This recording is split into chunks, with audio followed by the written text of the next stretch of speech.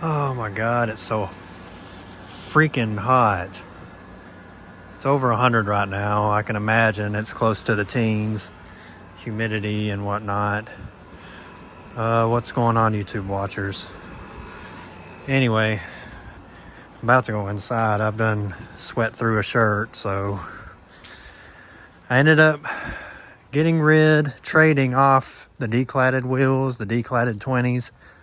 When I first got them, I liked them, but after owning them for a while, I don't know, I got tired of them. So I got some cookie bullet hole wheels. I call them bullet holes. I think the Chevrolet enthusiasts call them cookie cutter wheels or cookie hole wheels. But to me, they're bullet hole wheels, 17s. And they were black. Somebody peeled the chrome face off and painted them black. And they were kind of faded, and rust was starting to come through like bare metal. So I just scuffed them with a 3M pad, a Scotch-Brite pad, and just sprayed like 2 coats of Rust-Oleum black. I wish I had semi-gloss, but all I had was gloss, so they kind of look shitty. But I mean, it looks okay. Maybe it'll dull up some. They did get covered, and these are still kind of wet, but 17s. Obviously need to get different tires. I think I need a 255/60 to go on these to make it about the height, the same diameter as the factory tire that will go on this truck. Originally a V8 truck, like my uncle's that's bone stock. His truck from the factory calls for 255/70/16s. That's the factory size for his truck.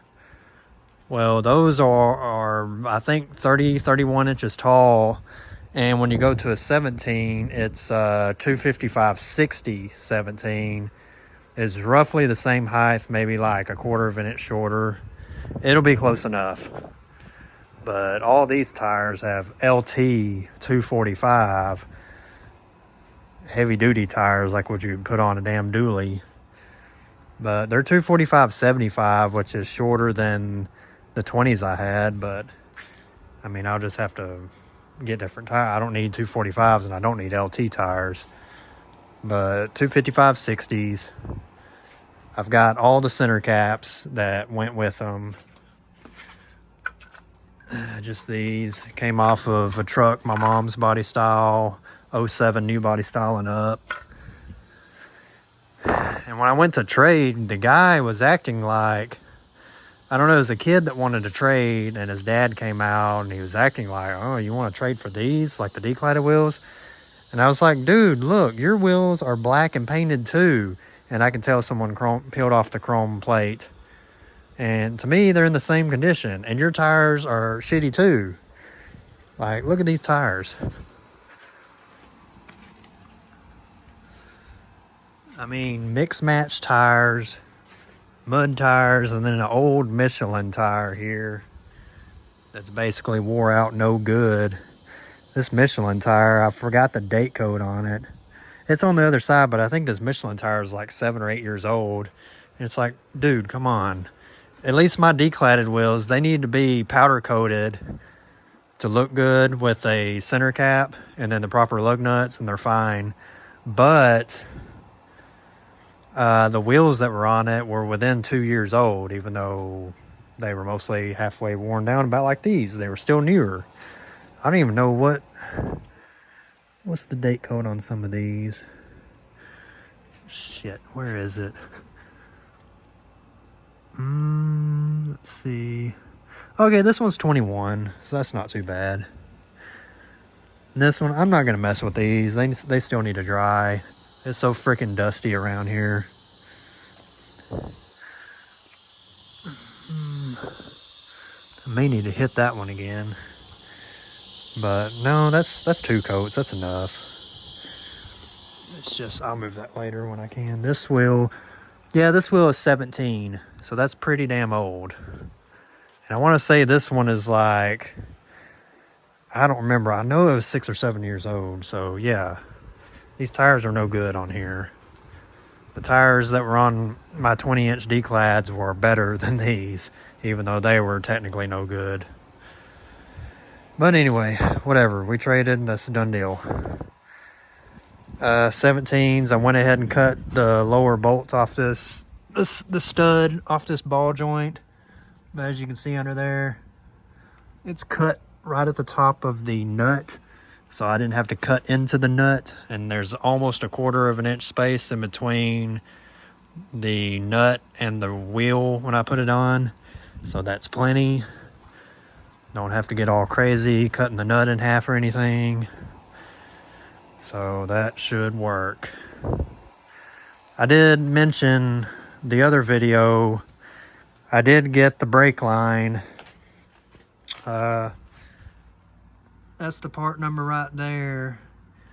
And I didn't realize they ordered the wrong side. So this side has a passenger brake line on it, brake hose. As you can see right there, that's supposed to go on the inside. And this, what I did was I cut a slit in this guy right here. I cut a slit in this and bent it up and then just spun it around. So yeah, I wasn't gonna wait on them to get another brake line in. I just made it work, so it's fine.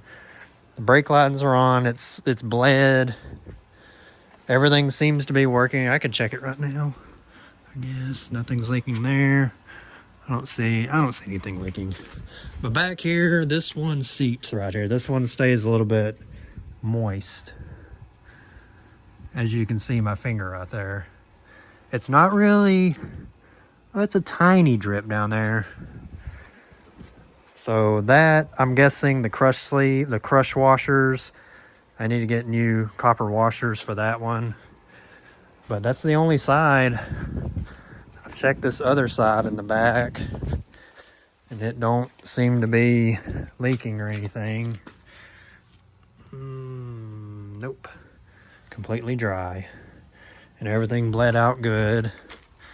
I'll probably need to go get another small bottle of brake fluid, and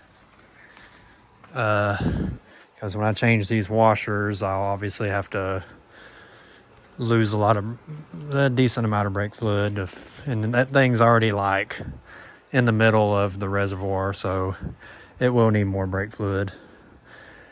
But that's it. Technically just fuel lines is all I need now.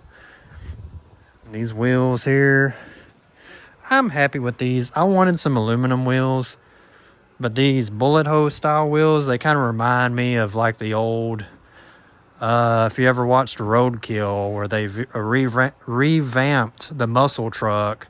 At one point in time, it had these similar bullet hole type wheels on it. They weren't these, they were aftermarket, but these kind of remind me of that. You know, like a bullet hole type sport wheel, 17 even. I don't remember what, I want to say it's Krager Soft 8 or something like that makes those bullet hole style wheels. You know, they're not as thick and beefy as these wheels. It's just like a aftermarket steel wheel. But anyway, that's where I'm at now. Nothing else new. I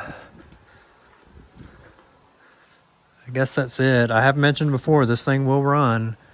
So the wire, it's all wired up and plugged in correctly because I sprayed some brake cleaner in the intake manifold and turned the key, and it, you know, fired up for about 3 seconds and then died.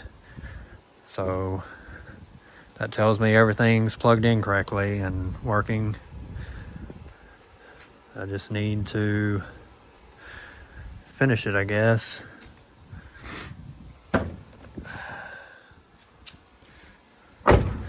I'm happy these Escalade doors fit so well.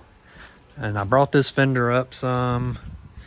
Kind of got the body line to match. The hood body line does match. The hood's open right now. Everything looks good. And like I said, when I get on that side, when I get more room over there, I'll adjust the fender on that side and try to get it straight. And this bed, this horrible bed. Maybe one day I can find another bed that's not outrageously priced. and try to swap on just like a white bed. The other side is decent. It's just this side. It's like something scraped it and hit it. But I mean, that's all I could find around here. I mean, $200 is a lot of money for a bed like this, but everywhere else is like $400-600 for a damn bed. That's ridiculous. But anyway, that's it. My phone is getting hot in my hands now because it's so freaking hot. Thanks for watching. You guys have a great day or night.